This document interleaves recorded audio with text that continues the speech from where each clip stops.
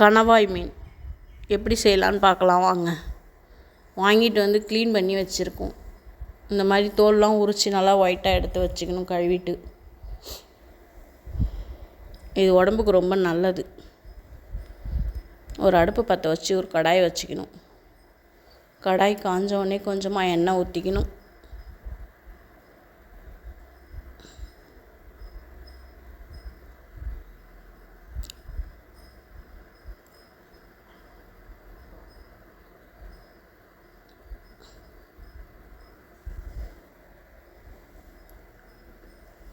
எண்ணெய் ஊற்றி எண்ணெய் காஞ்சோடனே சோம்பு போட்டுக்கணும். கொஞ்சம் ஒரு பூண்டை நசுக்கி எடுத்து வச்சுருக்கிறேன், அதையும் அதில் எடுத்து போட்டுக்கலாம். பூண்டை கொஞ்சம் நல்லா வறுத்து விட்டுட்டு பூண்டு கொஞ்சம் கலர் மாறினோடனே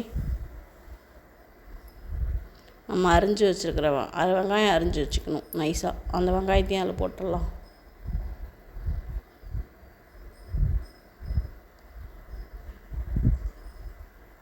வெங்காயம் வதங்கிறதுக்கு கொஞ்சமாக உப்பு போட்டுக்கலாம். அப்போ தான் சீக்கிரம் வதங்கிடும் வெங்காயம்.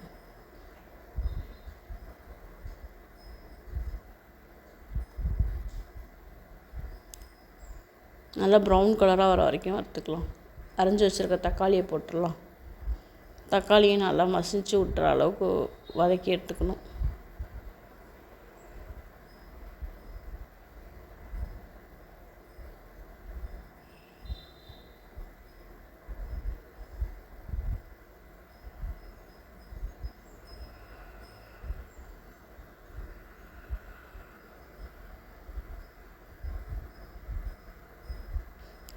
தக்காளியை நல்லா வதக்கி விட்டுட்டு இதுக்கு தேவையான அளவுக்கு மஞ்சத்தூள்,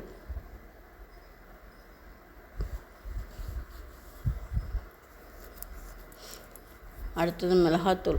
காரம் எவ்வளோ தேவையோ அந்த அளவுக்கு போட்டுக்கலாம் மிளகாத்தூள்.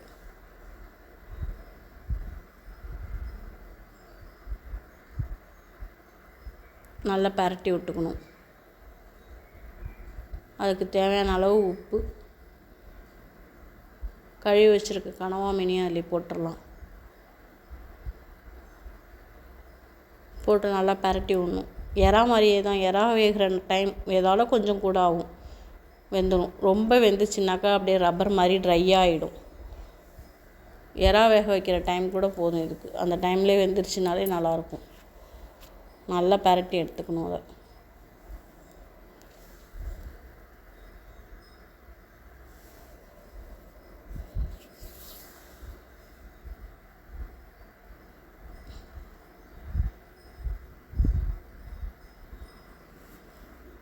நல்லா சுருண்டு வெந்து வந்துடுச்சு பாருங்கள். இந்த ஸ்டேஜுக்கு கொஞ்சோண்டு கருவேப்பிலை போட்டுக்கலாம். கருவேப்பிலை போட்டு இதுக்கு மிளகு போட்டு சாப்பிட்டா ரொம்ப நல்லாயிருக்கும். அதனால் மிளகு நுணுக்கி வச்சுருக்கேன். மிளகு நுணுக்கி போட்டுக்கலாம். கொத்தமல்லி கொஞ்சம் போட்டுக்கலாம்.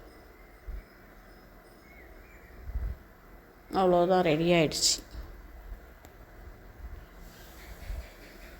எல்லாத்தையும் சேர்த்து ஒரு கிண்டி ஆஃப் பண்ணிட வேண்டியதுதான் ஸ்டவ்வை. நல்லா சுருளை வதங்கி வந்துருச்சு பாருங்கள். அவ்வளோதான், அது ரெடியாகிற டைம். சுட சுட கனவா மீன் ரசம் சாதம், சாம்பார் சாதம், தயிர் சாதம் எல்லாத்துக்கும் சாப்பிட்லாம் வாங்க. தேங்க்யூ.